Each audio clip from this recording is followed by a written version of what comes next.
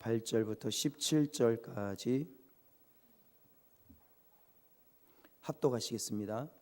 시작. 먼저 내가 예수 그리스도로 말미암아 너희 모든 사람에 관하여 내 하나님께 감사함은 너희 믿음이 온 세상에 전파됨이로다. 내가 그의 아들의 복음 안에서 내 심령으로 섬기는 하나님이 나의 증인이 되시거니와 항상 내 기도에 쉬지 않고 너희를 말하며 어떻게 하든지 이제 하나님의 뜻 안에서 너희에게로 나아갈 좋은 길 얻기를 구하노라. 내가 너희 보기를 간절히 원하는 것은 어떤 신령한 은사를 너희에게 나누어 주어 너희를 견고하게 하려 함이니 이는 곧 내가 너희 가운데서 너희와 나의 믿음으로 말미암아 피차 안위함을 얻으려 함이라.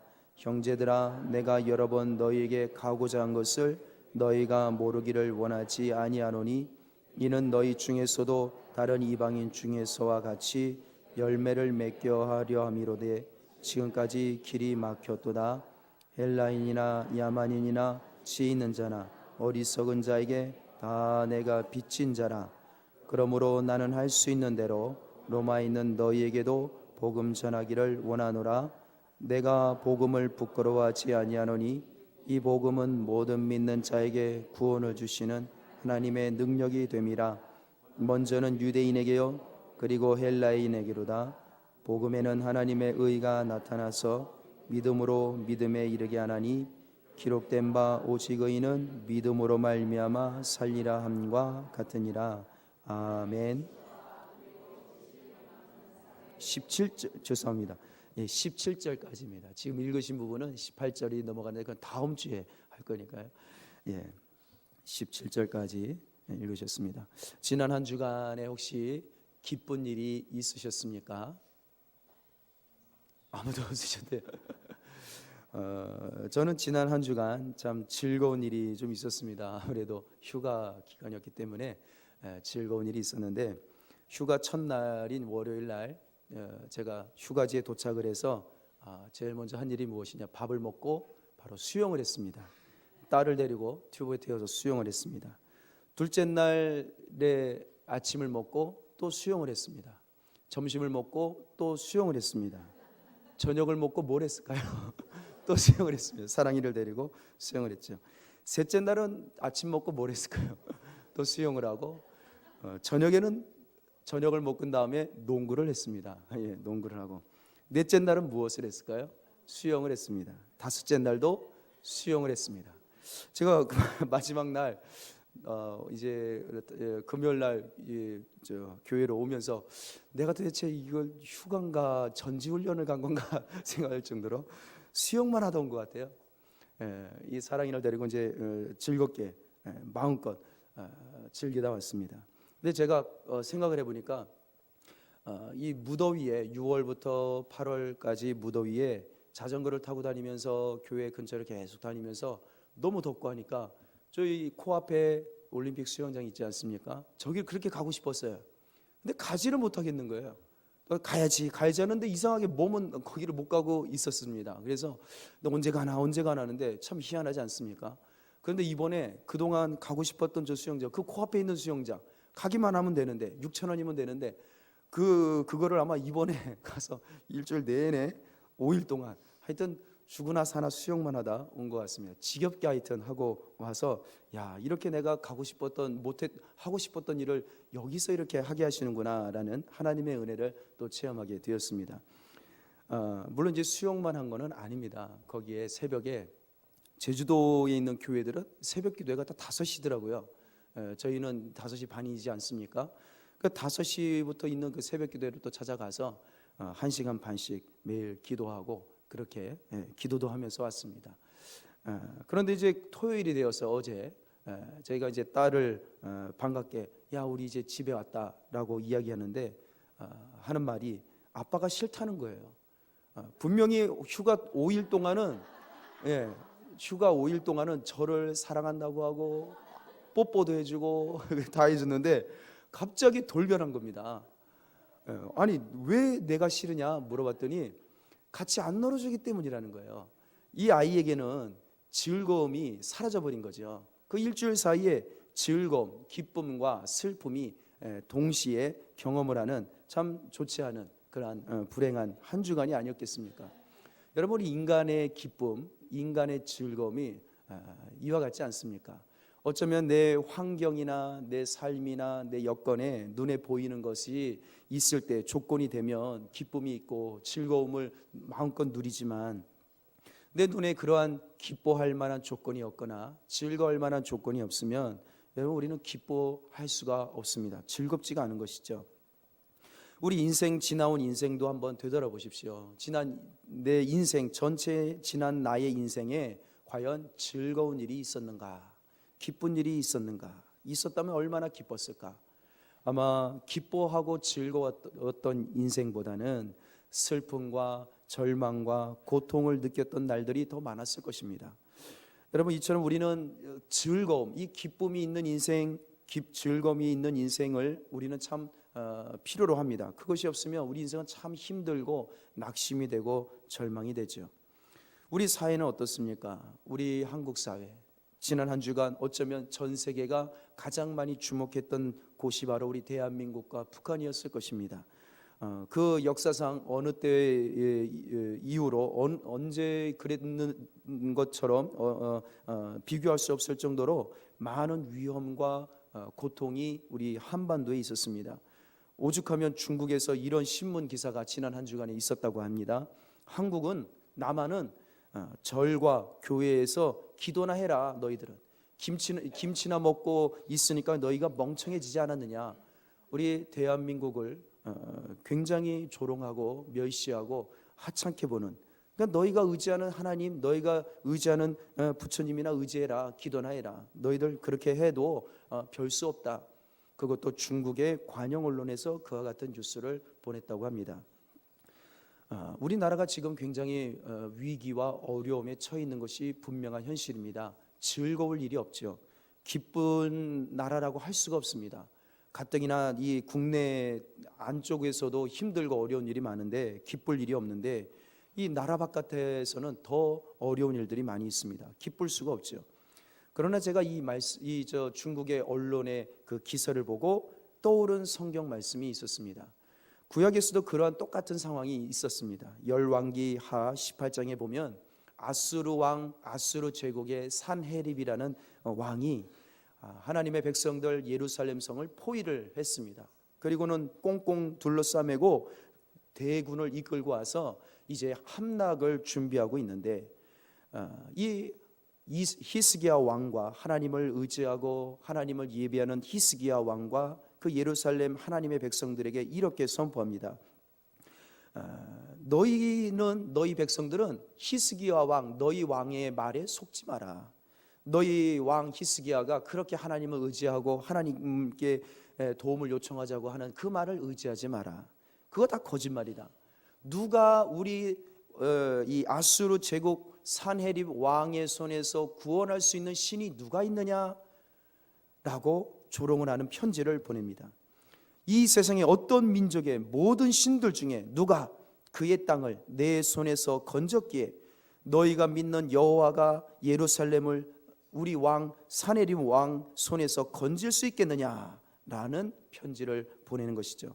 이 말씀이 생각이 났습니다.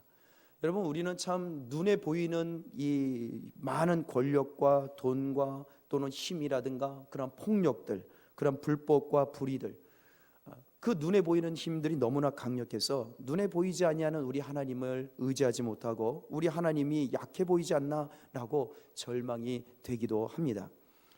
그러나 그 결과 하나님께서 이 히스기야 왕과 이 백성들이 그럼에도 불구하고 눈에 보이는 그 강력한 힘에 굴복하지 아니하고 오직 하나님을 의지하고 하나님께 눈물로 기도할 때에 하나님께서 하루아침에 18만 5천 명이라는 어마어마한 이 아수르 제국의 군대를 하루아침에 하나님께서 몰살을 시키십니다.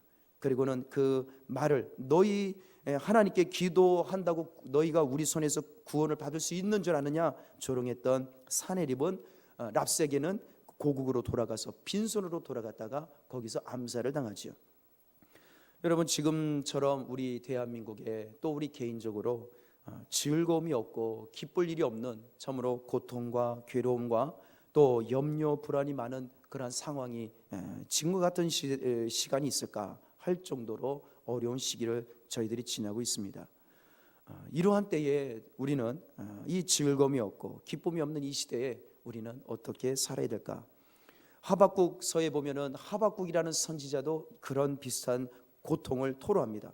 하나님이 살아계시다면 어떻게 이렇게 슬픈 일이, 고통스러운 일이 있습니까? 정직하고 진실하게 살고자 하는 사람들은 오히려 고통을 당하고 거짓과 불법과 폭력을 의지하는 불의한 자들이 더 득세하고 저들의 목소리가 더 클 수 있습니까? 하나님이 살아계시다면 어떻게 이렇게 응답하지 않으실 수 있습니까? 하박국 선지자는 그렇게 하나님께 토로하고 있습니다. 그러자 그 하나님께서 하박국 선지자에게 하신 응답이 하박국 2장 4절에 이렇게 말씀을 주십니다. 의인은, 올바른 사람은 오직 믿음으로 말미암아 살리라. 하나님을 의지하고 하나님 살아계심을 믿는 자가 오로지 그 사람만이 살아남을 것이다 라고 하나님이 위로의 응답을 주십니다. 우리 찬양교회를 한번 보시죠. 우리 찬양교회가 찬양교회 오면 기쁘십니까? 즐거운 일이 있으신가요? 우리가 신앙생활 할 때에 찬양교회 그리스도인으로서 교인으로서 신앙생활 하실 때에 기쁜 일이 얼마만큼 있으신가요? 제가 이 로마서를 택해서 말씀을 나누고자 한 배경이 바로 목회의 실패라는 배경 때문입니다. 목회자로서의 실패, 설교자로서의 실패 때문에 제가 이 로마서를 다시 붙들게 되었습니다. 무엇이냐? 우리 교인들에게, 우리 찬양교회 성도님들에게, 형제자매들에게 과연 즐거운 소식을, 기쁜 소식을, 복음을 제대로 내가 전하고 있었는가? 그동안 우리 성도들에게 혹시 즐거운 소식이나 기쁜 소식보다는 무거운 소식, 또 무거운 짐, 힘든 일만, 괴로움만 지워드린 것은 아닌가? 스스로 자문했을 때의 결론이 이 목회자로서, 이 설교자로서 성도님들에게, 찬양교우들에게 기쁜 소식을 드리지 못했구나 라는 답을 내놓게 되었습니다. 그래서 도대체 내가 무엇을 잘못했을까? 설교자로서, 목사로서 왜 나는 즐거움을 드리지 못했을까? 이 생명의 말씀, 오늘 로마서 1장 17절인가요? 16절에도 이 복음에는 능력이 있다고 하는데, 우리 성도님들에게 즐거운 소식, 기쁜 소식, 복음을 전해드렸다면 성도님들의 삶에 능력이 나타나야 되고 능력이 넘치는 것이 당연한 결과가 나타나야 되는데 왜 그러한 열매가 나타나지 않을까? 물론 성도님들의 삶에 스스로 나는 하나님의 놀라운 능력을 경험했습니다라고 고백하시는 분들도 있으실 겁니다. 그러나 목회자의, 목자의 입장에서는, 설교자의 수준에서는 더 많은 생명, 더 많은 넘치는 생명을 저는 기대하고 또한 그걸 붙들고 성도님들을 위해서 기도하고 있습니다. 그렇기 때문에 목회자 입장의 수준에서, 설교자의 수준에서 성도님들을 천국으로 인도하고 안내해야 될 목자 입장에서는 만족스러울 수가 없는 것이죠. 제가 이번에 제주도에 있는 한 교회, 서귀포에 있는 한 교회에 감리교회에서 새벽기도를 드리고 나오는데 그 목사님이, 담임 목사님이 밖에서 기다리고 계시는 거예요. 문을 잠궈야 되니까 아마 그러신 것 같습니다. 그래서 이제 이야기를 나누고 있는데 제가 말씀을 드렸습니다. 저는 이 목회에 기쁠 수가 없습니다. 왜냐? 예수님 약속 때문에 그렇습니다. 그런데 이 목사님은 그걸 이해를 못 하시는 거예요. 아니 그냥 목회하면 되지 뭘 그렇게 만족을 못 하십니까? 그분은 이제 그곳에 한 7년째 목회를 하고 계시는데 자기는 참 목회가 행복하다고 그러시는 거예요. 그러나 저는 목회가 행복하지가 않습니다. 왜냐? 저는 그 목사님께 이 말씀을 드렸는데도 이해를 못 하시는 거예요. 저는 예수님의 약속을 붙들고 있는데 요한복음 10장 10절의 약속대로 내가 온 것은 양들에게 생명을 얻게 하고 더 넘치게 얻게 하려 함이라. 풍성히 생명을 주기 위해서 이 땅에 오셨다. 나는 그 예수님의 약속을 붙들고 요한복음 14장 13절 약속대로 나를 믿는 자는 내가 하는 일을 그도 할 것이요 이보다 큰 일도 하리라. 저의 목회는 그겁니다. 성도들이 예수님의 생명을 넘치게 얻어야 되고 예수님의 생명을 그냥 1인분만 얻는 것이 아니라 그 생명이 심장 뛰는 순간마다 예수님이 주시는 약속하신 생명이 넘치고 넘쳐서 우리 찬양교우들을 만나는 모든 이웃들에게도 그 생명이 넘치게 되는 것, 그것이 저의 목회의 목적이고 제가 설교하는 목적입니다. 근데 그것이 이루어지지 않을 때 저는 그것이 괴로운 것이고 또 그것 때문에 붙들고 기도하고 목회라는 것입니다. 그런데 그 목사님 그걸 이해를 못 하시는 거예요. 여러분, 예수를 믿는다는 것은, 그리스도인이 되었다는 것은 하나님의 약속이 이루어지는 삶이어야 되는 줄 믿습니다. 하나님 약속이 이루어지지 않는데, 성경 말씀이 현실화되지 않는데, 여러분 그것을 뭐하러 예수를 믿고 뭐하러 하나님을 섬긴다고 하겠습니까? 하나님의 말씀에는, 이 복음에는 분명히 능력이 있습니다. 이 하나님의 약속에는 분명히 능력이 있습니다. 하나님의 성경에는 분명히 능력이 있고 생명이 있습니다. 그래서 예수님이 이 땅에 오신 것이고 예수를 믿는 것입니다. 목회의 실패, 목회의 성공은 바로 여기에 있습니다. 찬양교회 성도님들에게 예수님의 하신 약속, 이 하나님의 약속, 하나님의 말씀이 그대로 성취가 되고 하나님의 말씀이 이루어진다면 그것이 목회의 성공이고 설교의 성공인 줄 믿습니다. 그러나 성도님들이 말씀을 들어도 읽어도 성경을 통해서 하나님의 생명이, 예수님의 생명이 나타나지 않는다면, 그래서 즐거움이 없다면, 기쁨이 없다면 그것은 목회자의 책임이요 설교의 책임인 것이지요. 여러분, 우리 신앙생활도 그렇습니다. 내가 신앙생활하고 찬양교회 교우로서 신앙생활하는데 즐거움이 없다고 한다면, 기쁨이 없다면 여러분 우리는 지금 다시 점검을 분명히 해야 됩니다. 오히려 성도님들에게 무거운 짐을 지어드리거나 고통을 지어드리거나 괴로움을 드리고 있다면 여러분 그것은 분명히 문제가 있는 것이고 그건 복음이 아닙니다. 복음이라고 번역을 했는데 헬라어로 이것은 기쁜 소식이라는 단어입니다. 기쁜 소식. 복음에는 능력이 있습니다. 기쁜 소식에는 능력이 있습니다. 하나님 말씀에는 능력이 있습니다. 성경에는 분명히 능력이 있습니다. 그래서 이 성경을 읽는 사람이 복이 있고 듣는 사람이 복이 있고 이 성경을 지켜 행동하면 복이 반드시 따르고 능력이 따르는 것이 맞습니다.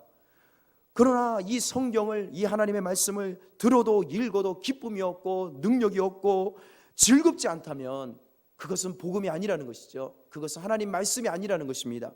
분명히 뭔가를 잘못 가르치고 있고 잘못 전달하고 있고 아니면 성도님들이 잘못 믿고 있다는 것이고 다른 것을 믿고 있다는 것이죠. 복음을 믿는 것이 아니라, 기쁜 소식이 되어야 할 그 소식을 믿는 것이 아니라 잘못된 것을 전하고 있고 잘못된 것을 여러분들이 믿고 있다는 것입니다. 여러분, 목회자가 기도하셔야 됩니다. 주일 성수하세요. 성경 읽으세요. 성경 공부하세요. 전도하세요. 봉사하세요. 사랑하세요. 헌금하세요. 여러분 이것을 이야기한다면 여러분 그것은 행동하라는 것을 촉구하는 것 아니겠습니까? 이렇게 행동하지 못하면 성도 여러분들, 그거는 불신앙입니다. 믿음 없는 것입니다. 주인입니다. 그러니 목사가 그렇게 가르치고 그렇게 해야 되는 것으로 알고 계시는 성도님들은 또 열심히 내가 무엇인가를 행동해야 되고 기도해야 되고 주일 성수해야 되고 성경 읽어야 되고 성경 공부해야 되고 전도해야 되고 헌금하고 봉사하고 이웃사랑해야 되고, 그렇지 못하면 내가 죄졌구나, 내가 이 무책임하구나, 내가 그리스도인이 안 됐구나, 믿음이 없구나 스스로 자책하게 되고 그러면서 즐거운 신앙생활이 불가능하게 되는 것입니다. 기쁠 수가 없는 것이죠. 그것은 복음이 아닙니다. 그것은 즐거운 신앙생활이 아니시죠. 그것은 어쩌면 거짓 복음이요 위장된 즐거운 소식이라 할 수 있는 것입니다. 여러분, 그러한 거짓된 위장된 복음은 이미 성경에 많이 기록되어 있습니다. 요한복음 7장에도 대제사장들과 바리새인들이 예수님을 잡으려고 아랫사람들을 파견을 했습니다. 건장한 남성들을 파견을 해서 예수 잡아와라, 갈릴리의 나사렛 출신 저 예수, 세상을 혼란시키는 예수를 잡아와라, 체포해라 보냈습니다. 그랬더니 이 파견받아서 예수를 체포하려고 왔던 이 남성들이, 장정들이 예수를 잡으려고 딱 찾아왔는데 마침 예수님의 메시지를 듣게 되었습니다. 예수님이 어떤 이야기를 하느냐, 요한복음 7장 37절에 보니까 그 자리에 큰 소리로 외치기 시작합니다. 누구든지 목이 마른 사람은 다 내게로 와라. 그리고 나에게서 마셔라 라고 외치는 거예요.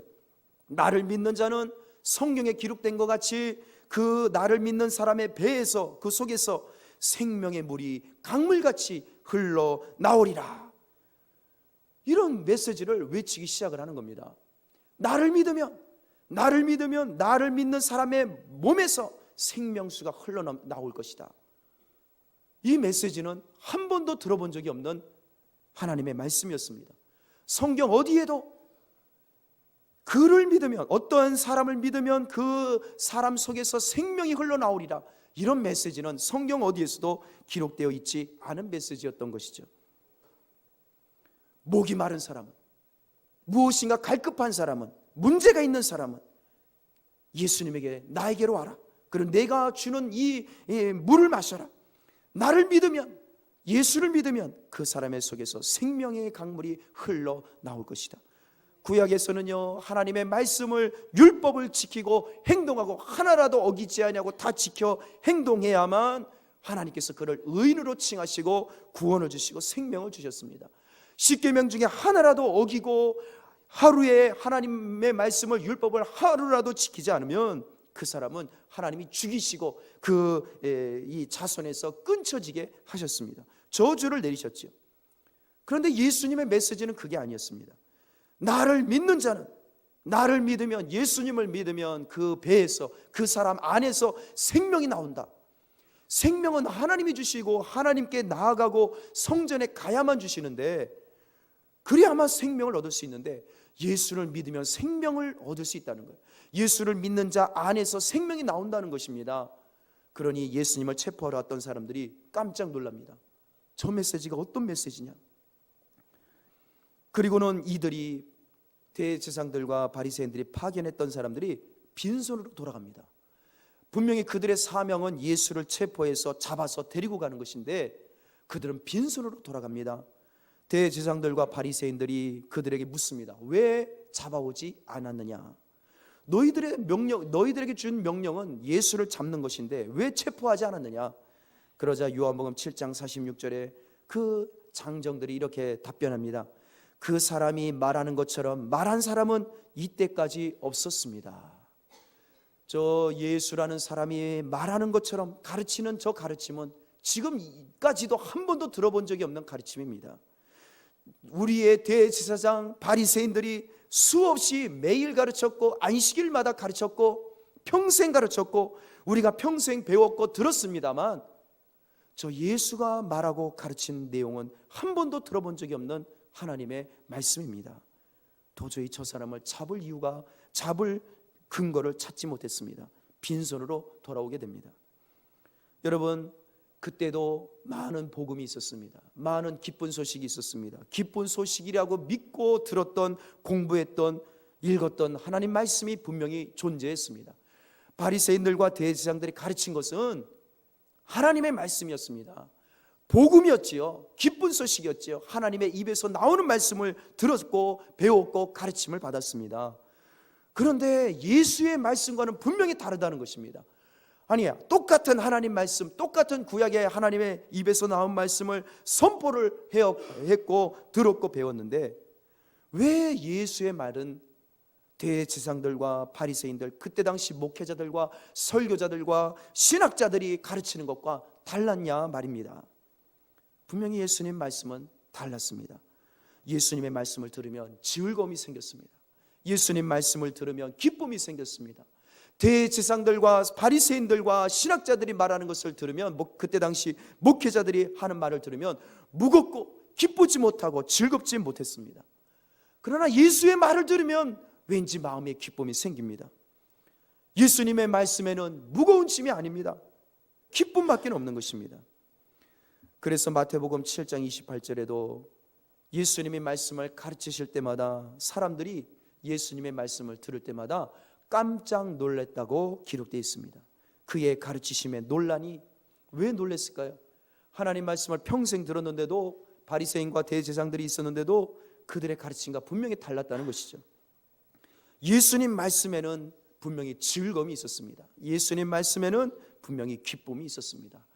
예수님 말씀에는 분명한 복음이 있었습니다. 그러나 복음이 아닌 메시지도 있었다는 것이죠.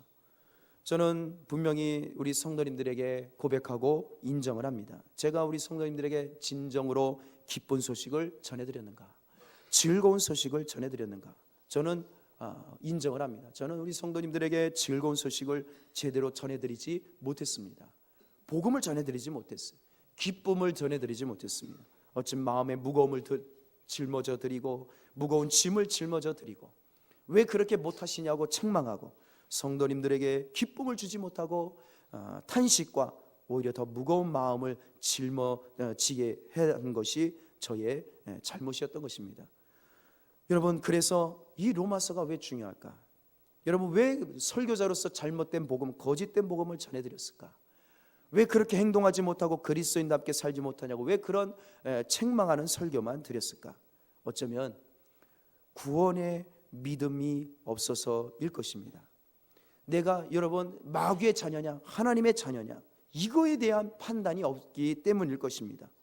여러분, 내가 만약에 하나님의 자녀라는 믿음이 굳건하다면 나는 내 목에 칼이 들어오고 내가 오늘 당장 하나님이 부르신다 할지라도 나는 천국에 갈 수 있다는 확신이 있다면, 그 믿음이 있다면, 오늘이 마지막이라 한다 할지라도, 오늘 내가 망한다 할지라도 나는 하나님의 아들이요 하나님의 딸이라는 믿음이 있다면, 여러분, 오늘 나의 삶은 어떻게 살겠습니까?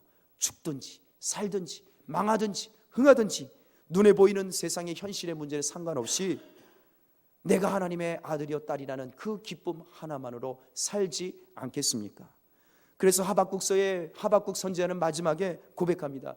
내가 비록 내 우리간에 내 집안에 외양간에 송아지가 없고 양이 없고 내 포도나무에 포도 열매가 없고 무화과 나무에 먹을 것이 하나도 없어도, 내가 가진 현실적으로 눈에 보이는 돈도 없고 건강도 없고 아무것도 의지할 만한, 눈에 보이는 의지할 만한 것이 없어도 나는 오직 여호와로 즐거워한다고 고백한 것처럼, 여러분, 눈에 보이는 것이 없어도 현실적인 문제와 어려움과 고난과 재앙을 만난다 할지라도 내가 하나님의 자녀라는 이 믿음이 굳건하다면 우리는 오늘도 기쁨으로 살 줄 믿습니다.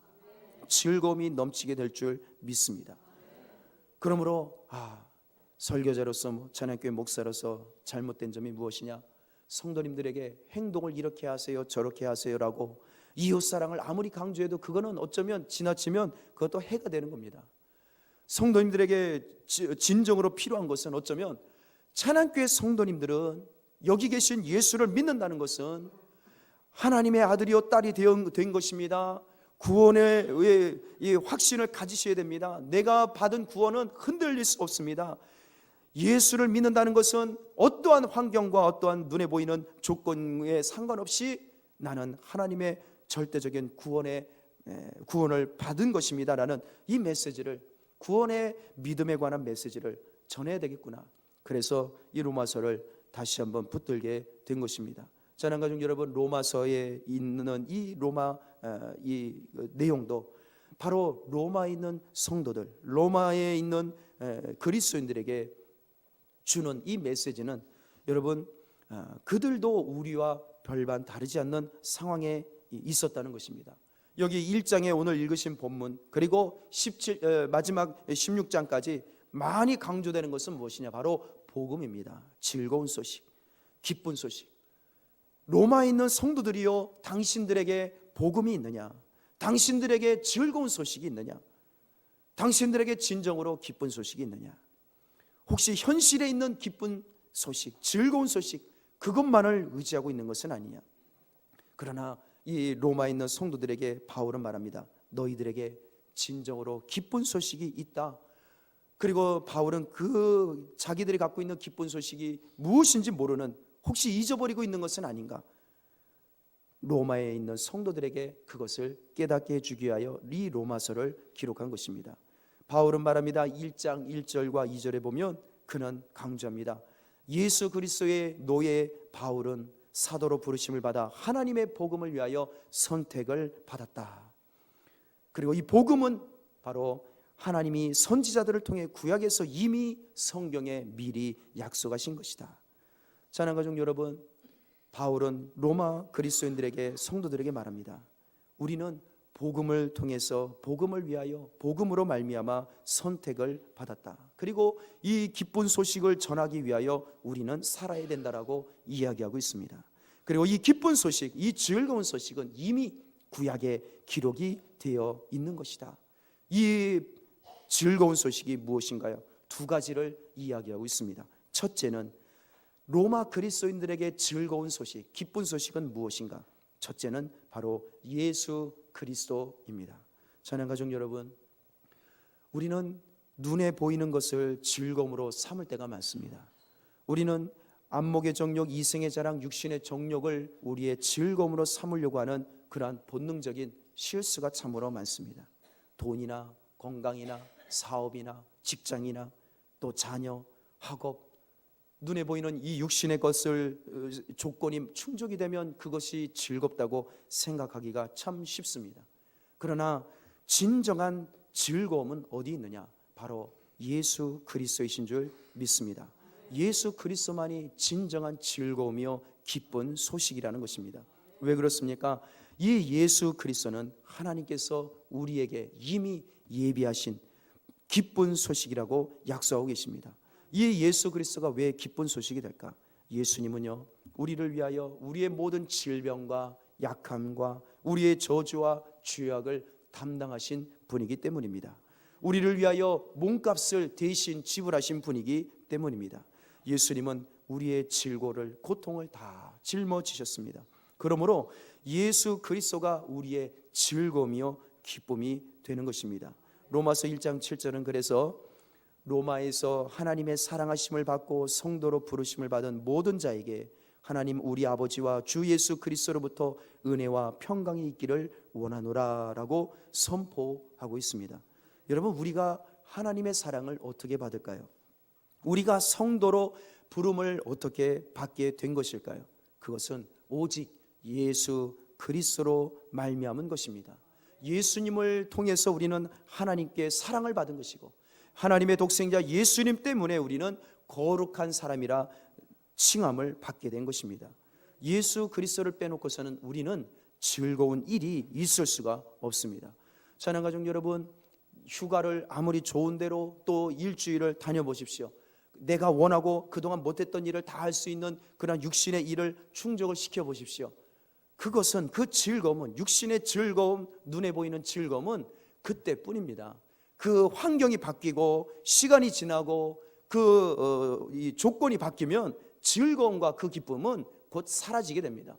또다시 또 다른 즐거움과 또 다른 기쁨을 충족하기 위해서 그 조건을 또 만들어주지 않으면 기쁠 수가 없는 것입니다. 그러나 예수 그리스도는 그렇지 않습니다. 예수 그리스도는 어제나 오늘이나 내일이나 영원토록 변함이 없으신 분이십니다. 그분은 영원하십니다. 하나님의 독생자이십니다. 그러므로 태초부터 계신, 말씀으로 계신 예수 그리스도, 이 예수 그리스도를 의지하고 예수 그리스도를 바라볼 때에 우리는 영원한 즐거움, 영원한 기쁨을 계속해서 누리게 되는 것입니다. 두 번째로 바울이 말하는 즐거운 소식, 진정한 기쁜 소식은 무엇일까요? 바로 믿음이라는 것입니다. 로마서 1장 8절은 말합니다. 먼저 내가 예수 그리스도로 말미암아 너희 모든 사람에 관하여 내 하나님께 감사함은 너희 믿음이 온 세상에 전파됨이로다. 12절에도 말합니다. 내가 너희 가운데서 너희와 나의 믿음으로 말미암아 피차 아니함을 얻으려 함이라. 즐거운 소식을 될 수 있는 조건은 무엇이냐? 예수 그리스도를 어떻게 해야 되는가? 바로 믿어야 된다는 것을 말하고 있습니다. 예수님을 믿을 때에 진정한 즐거움과 기쁨이 완성이 됩니다. 여러분, 예수님을 안다고 해서 즐거움이 완성이 되지 않습니다. 예수님의 소식을 듣는다고 해서 완성되지 않습니다.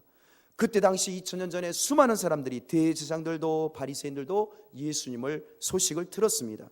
그러나 그들은 예수님을 죽일 사람으로 믿었지 예수님을 구주로 믿거나 예수님을 왕으로 믿지 않았습니다. 찬양 가족 여러분, 이 복음이라는 단어, 이 헬라어로 기쁜 소식이라는 단어가 2000년 전에 쓰여졌던 용도가 있었습니다. 기쁜 소식이다, 즐거운 소식이다, 평범하게 쓰던 단어가 아니에요. 이 단어는 복음이라는 단어, 기쁜 소식이라는 단어는 2000년 전 로마 그리스 시대에 특정한 상황에서만 쓰여졌던 단어였습니다. 바로 로마 황제가 개선을 하거나 로마 황제가 이동할 때에 로마 황제가 오셨도다, 이것이 우리에게 로마 제국의 시민들에게, 백성들에게 기쁜 소식이다 라고 할 때 쓰여졌던 단어가 이 복음이라는 기쁜 소식, 즐거운 소식이라는 단어입니다. 그러므로 예수가 기쁜 소식이다, 예수가 복음이다라고 이야기했을 때는요, 이것은 반혁명, 반국가 인사들이라는 것이죠. 그 로마 제국을 전복시키려고 하는 그러한 이 반체제 인사로 낙인을 받을 수 있는 그러한 굉장히 무서운 단어였습니다. 이 단어는 로마 황제 한 사람을 위해서 쓰이는 단어지, 그때 당시에 왕이요 신으로 추앙을 받았던, 신으로 숭배를 받았던 황제에게만 쓰였던 단어가 기쁜 소식이었지, 그 외에 다른 존재나 다른 사람에게 기쁜 소식이라는 단어를 쓰면 여러분, 그 사람은 죽임을 당할 수밖에 없습니다. 사형을 당하도 할 말이 없는 것입니다. 그런데 바울과 로마 그리스도인들은 이렇게 말합니다. 예수가 복음이다, 예수가 기쁜 소식이다, 예수 그리스도만이 즐거운 소식이다. 이 고백을 하고 이 선포를 편지에 써서 로마 제국의 한복판에 이 편지를 보낼 수 있었다는 것은, 그들은 예수 그리스도를 진정으로 나의 왕, 나의 생명의 주인, 내 심장의 주인임을 부인하지 못하고 부인할 수 없고 온전히 믿고 있는 사람들이라는 증거인 것입니다. 그들은 예수를 믿고 있었습니다. 여러분, 그러므로 그 로마의 성도들의 믿음이 온 세상에 전파됐다는 이 전파된 믿음은 간단한 그런 믿음이 아니에요. 목숨을 내놓아도 예수를 부인할 수 없고 부인하지 않겠다라는 절대적인 결단과 각오인 것입니다. 순교를 각오한 믿음의 고백이 바로 이 복음이라는 단어에 숨겨져 있는 것입니다. 단순히 나는 예수를 믿습니다. 우리 대한민국의 이 통계청에서 5년에 한 번씩, 2년에 한 번씩 할 때에 예수를 믿으시나요? 그리스도인이신가요? 불자이신가요? 물어볼 때에 예, 저는 그리스도입니다 하는 그런 정도의 수준의 복음을 믿는다는 고백이 아니에요. 그 정도의 믿음이 아닙니다. 친구들이나 사회생활할 때 예수님, 나는 예수 믿습니다, 그 정도 쉽게 말하는 수준의 믿음의 고백이 아닙니다. 목숨을 내놔도, 내가 오늘 죽는다 할지라도, 어떠한 불이익이 와도, 내 신변에 어떠한 피해가 오고 손해가 오고, 혹시 내 자녀들이 사자굴 속에 들어간다 할지라도, 로마 거리에 가로등으로, 산채로 기름에 칠해져서 가로등으로 불 밝히는 내 자식들을 그렇게 죽임을 당한다 할지라도 나는 예수 그리스도를 부인할 수 없습니다. 로마 황제가 기쁜 소식이 아니라, 이 나라 이 민족의 통치자가 기쁜 소식이 아니라, 권력자나 돈 있는 사람이나 권력이 또 그것이 어떠한 것이든지 간에 그것이 기쁨이 아니라, 나의 유일한 기쁨은 하나님의 아들 예수 그리스도 그분뿐입니다. 이러한 고백이 그때 당시 그들의 믿음의 고백이었다는 것입니다. 찬양가족 여러분, 그러므로 바울은 로마 그리스도인들에게, 그 로마 한복판에서 신앙생활하는, 예수를 믿고 목숨을 걸고 신앙생활하는 그들에게 이야기합니다. 너희 믿음이 온 세상에 전파되었다. 그리고 너희의 믿음과 나의 믿음 때문에 우리가 서로 피차 안위함을 얻게 된다라고 고백하고 있습니다. 여러분, 우리가 신앙생활 할 때에 형제 자매들 사이에 우리는 피차 안위를 얻을 수밖에 없는 것입니다. 서로 이 예수를 믿는 성도들이 있다면 여러분, 안위를 얻게 됩니다. 얻을 수밖에 없습니다. 이게 위로하다, 격려하다라는 헬라어인데, 여러분, 예수 믿는 사람끼리 모이면 위로를 받고 격려를 받고 힘을 얻게 되는 것이 맞습니다. 그것은 왜 그렇습니까? 그 믿음은 단순한 나 예수 믿어요, 그 정도가 아니에요. 내가 오늘 죽어도 내 생명, 내 심장이 끊어진다 할지라도 나의 기쁨, 나의 생명, 나의 즐거움은 오직 예수님이십니다. 내 우리 간에 외양간에 재산이 다 털리고 돈이 한 푼 없고 먹을 게 다 떨어져서 오늘 점심을 먹을 이 끼니를 때우지 못한다 할지라도 내 자식들이 예수 믿는 그 믿음 때문에 자식들이 망하고 내 가족들이, 내 미래가, 노후가 송두리째 뿌리가 뽑힌다 할지라도 대한민국 사회에서 모든 것을, 기득권을 잃어버린다 할지라도 나의 즐거움과 나의 기쁨은 오직 예수 그리스도 한 분이십니다. 여러분, 이 믿음의 고백, 이 믿음의 고백을 하는 성도들이 모여 있을 때에 여러분, 형제자매들끼리 위로를 얻게 되고 사랑을 얻게 되고 힘을 얻고 격려를 받게 되는 줄 믿습니다. 찬양가족 여러분, 그러므로 우리는 이 지상에 있는 교회는 무엇으로 위로를 얻고 기쁨을 얻고 즐거움을 얻을까요? 현실적인 것이 아닙니다. 내가 사업이 잘 되고 직장이 잘 되고 돈을 잘 벌고 부귀영화를 얻고 건강하게 되고 가문이 잘 되고 자손들이 잘 돼서 여러분, 현실적인 눈에 보이는 것으로 우리는 안위를 얻고 위로를 얻고 기쁨을 얻는 게 아닙니다. 여러분, 오직 예수 그리스도, 그분이 나의 왕, 내 심장의 주인이요, 내가 오늘 죽는다 할지라도, 내가 모든 것을 다 잃어버린다 할지라도 오직 예수가 나의 기쁨입니다, 예수만이 나의 즐거움입니다 라고 하는 이 믿음의 고백, 이 믿음, 이것이 있을 때에 우리는 서로가 위로를 주고 기쁨을 주고 즐거움을 주는 줄 믿습니다. 이것이 바로 2000년 전 로마 교회 성도들의 위대한 신앙이었습니다. 오늘 우리 찬양교회 성도들도 마찬가지일 것입니다. 이제 38년을 시작하는 우리 찬양교회 성도들, 저희들이 우리 믿음의 발걸음은 어찌 해야 되겠습니까? 여러분, 어쩌면 우리 그리스도인들이 세상의 사람들보다 더 위대한 존재인 줄 믿습니다.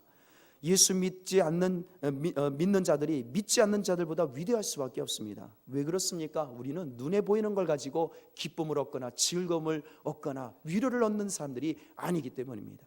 우리는 눈에 보이지 않는 것으로 안위를 얻고 위로를 얻고 힘을 얻고 기쁨을 얻는 사람들이기 때문입니다. 오직 하나님의 아들 예수로 기쁨을 얻으시기를 주의 이름으로 축원합니다.